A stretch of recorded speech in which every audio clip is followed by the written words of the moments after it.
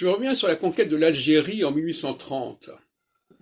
Or, en 1830, Saturne est entré en Vierge, c'est-à-dire sur l'axe équinoxial Vierge-Poisson, comme aujourd'hui d'ailleurs. Entre 1830 et 2022, c'est la même configuration. Sauf que c'est inversé, c'est Vierge-Poisson. Bon, j'ai fait ce sondage comme ça. Toc, 1830, toc, Saturne en Vierge. Je peux rien. Alors, je crois qu'il est très important pour un chercheur de bien connaître l'histoire de l'humanité, et vraiment l'histoire de l'Occident, etc.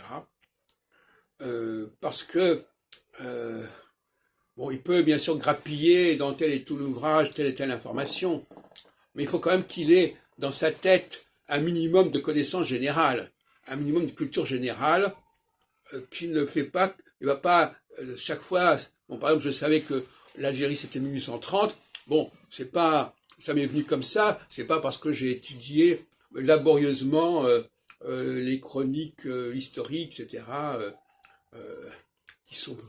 où on peut comme ça grappiller des informations éparses.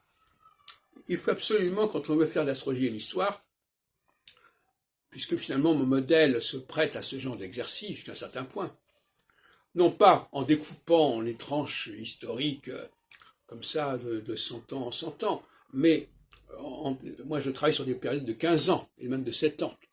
Donc il ne s'agit pas de faire des grandes fresques, etc. Mais par contre, ce qui me paraît intéressant, c'est de comparer à travers l'histoire des événements de même catégorie et de montrer que ces événements de même catégorie obéissent aux mêmes règles astrologiques. Je viens de le dire à l'instant. 1830, l'Algérie, bon, eh bien vous pouvez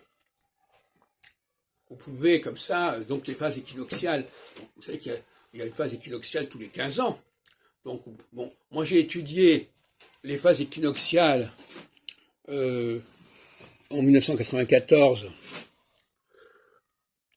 tous les 30 ans, et bien entendu c'est tout à fait insuffisant. Mais j'aurais dû effectivement, mais à l'époque j'étais polarisé, j'étais fasciné par le fait que il y avait 60 ans entre 1789 et 1848, si vous voulez, à peu près. Voilà, des choses comme ça m'avait paru important, et j'ai voulu montrer que ça correspondait à l'entrée de Saturne dans le moment équinoxial, etc.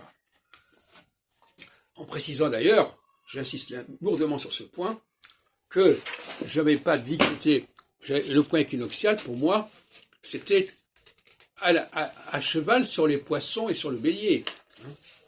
Je vous répète encore une fois le tableau que j'avais fait. Je travaillais sur des périodes de 340 degrés. 340 degrés, c'est le milieu des poissons. C'est pas le zéro bélier. Ce qui montre bien que déjà à cette époque-là, j'avais introduit la notion de mutabilité, savoir que les phases commençaient au point sur la croix des mutables et non pas sur la croix cardinale.